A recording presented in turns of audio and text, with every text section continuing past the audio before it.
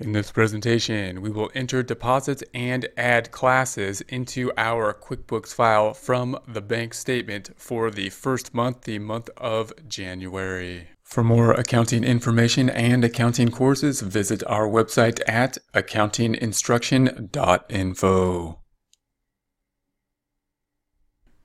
We are on the home page. We currently have the open windows open. You can open the open windows by going to the view drop-down and selecting the open windows list. We're now going to open the check register and enter the deposits into it. So we're going to go to the banking drop-down and go down to the use registers item. And we're going to choose the checking account that we set up last time and say OK.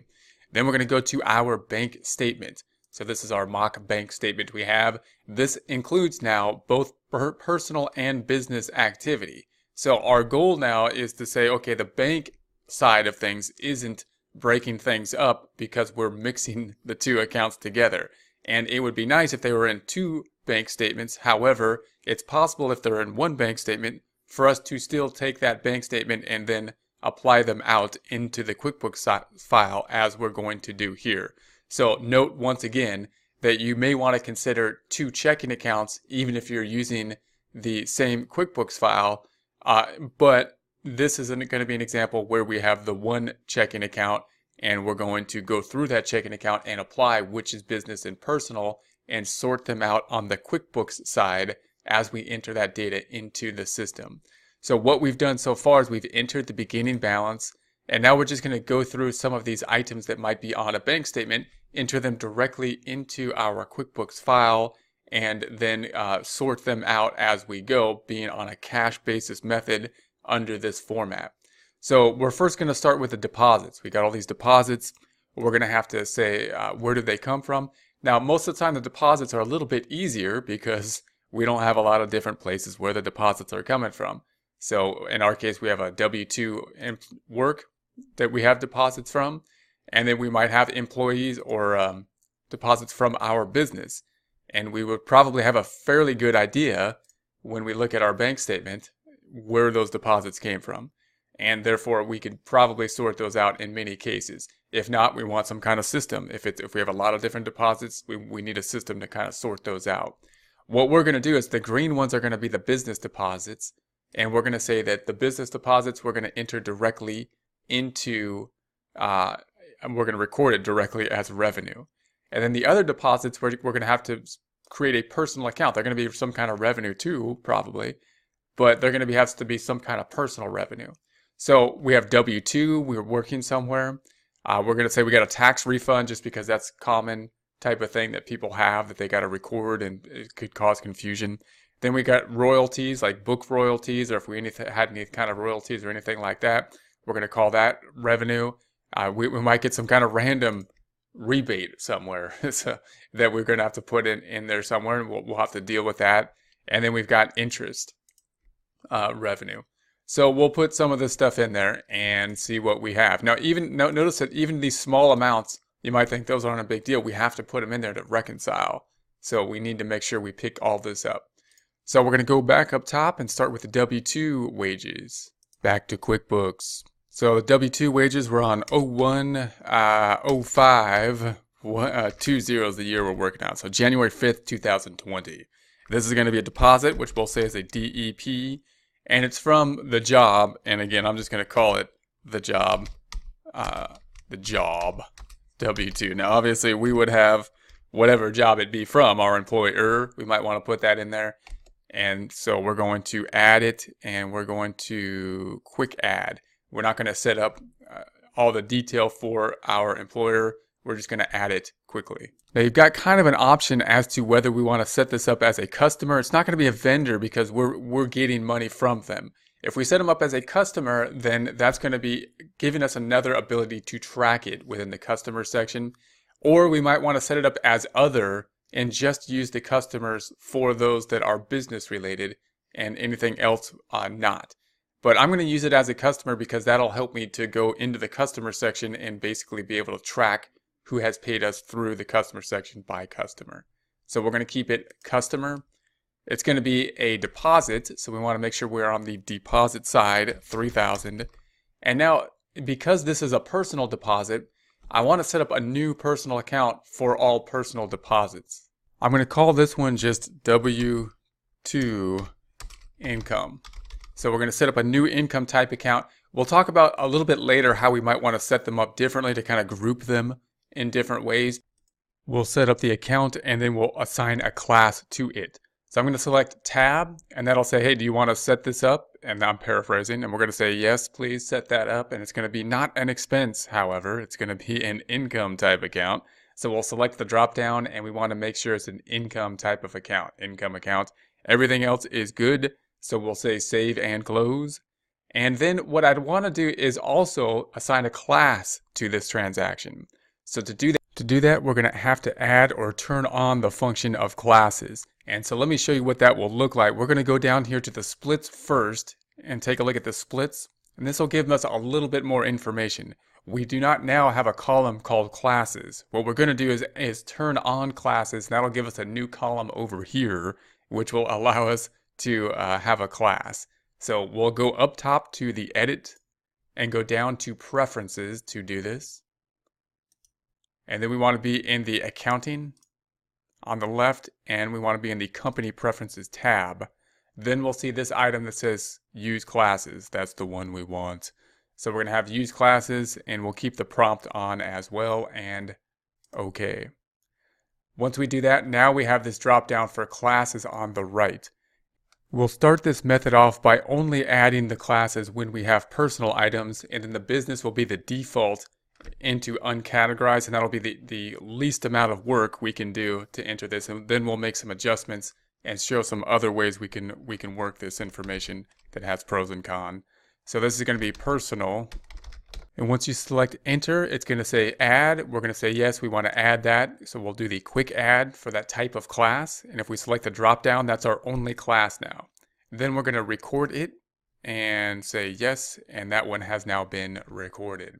We'll go to the next item, which is going to be a tax refund, and we'll do the same method. That's going to be a personal item because it's going to be a personal tax refund. So we're going to say that that happened on January 8th, so 01/08/20, and it's a deposit, and we're just going to call it tax refund. Now, obviously, it would probably be a refund from the Fed, the IRS, or a refund from the state that we would then have the name on it, but we're going to have a generic name. We're going to quickly add it. We're going to say it's a customer so that we can track it and say okay. And then make sure we're in the deposit side. It's going to be for 4800. We're going to make up a new account. It's just going to be called tax refund. We're going to set it up as an income account because that's how most people will probably see their tax refund, as a kind of a type of income. May not be the complete most proper way to see it, but on the personal side of things, we're really using it to track cash flow a lot of times, the income statement or profit and loss. So we'll keep it as tax refund, set it up, and we're going to say it's not an expense, it's going to be an income type account. So we want an income type account, save it, and then I'm going to use the splits again and go to the classes, and we want this to be the personal class. Tab, and that'll be it. So we'll say save and close.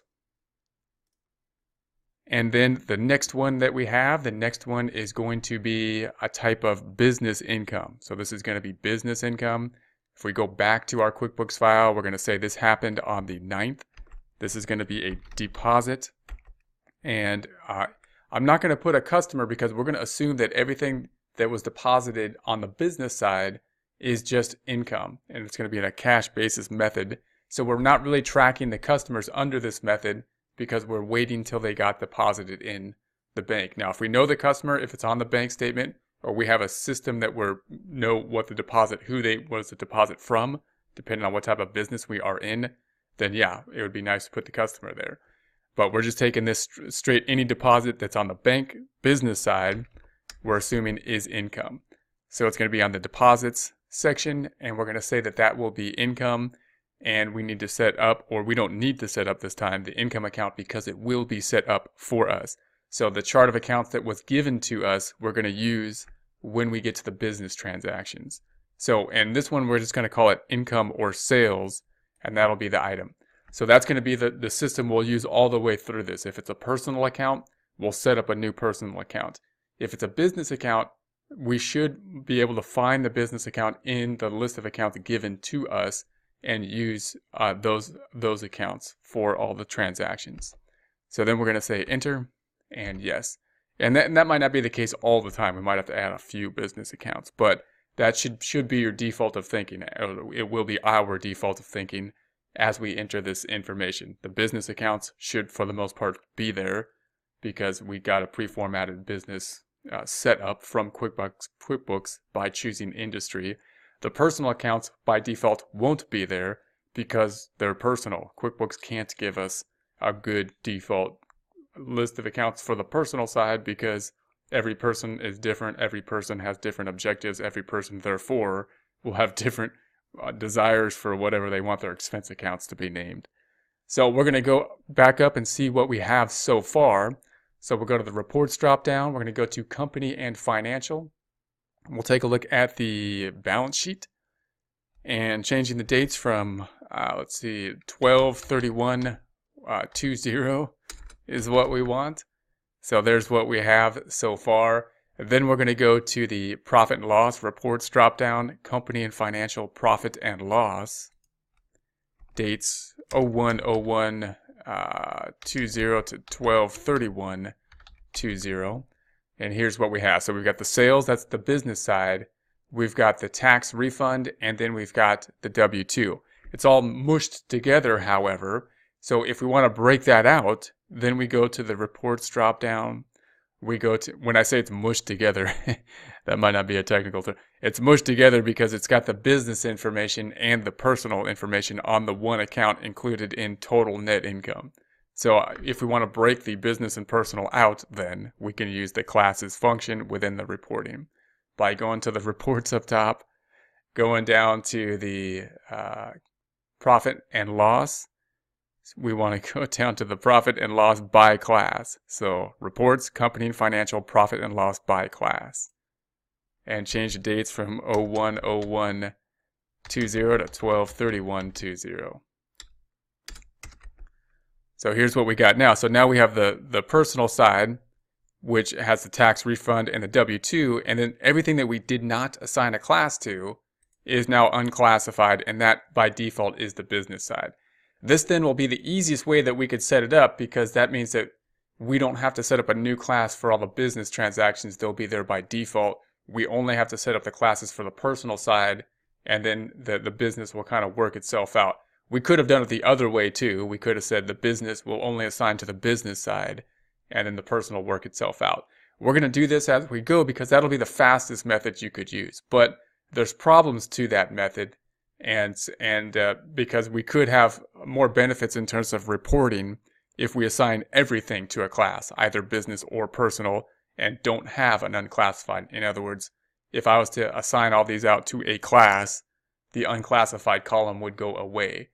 And there's some benefits to us sorting the reports in that format, and we'll take a look at those benefits as we go towards the end. One of them being, if I go back to this profit and loss, if I assign a class to everything, it'll be easier for us to filter by classes and show a normal profit and loss like this without a class column by just filtering the classes, and then we'll be able to see kind of a business profit and loss that looks more professional rather than having to look at this report over here. We'll be able to we'll use the sorting options to formalize our reports.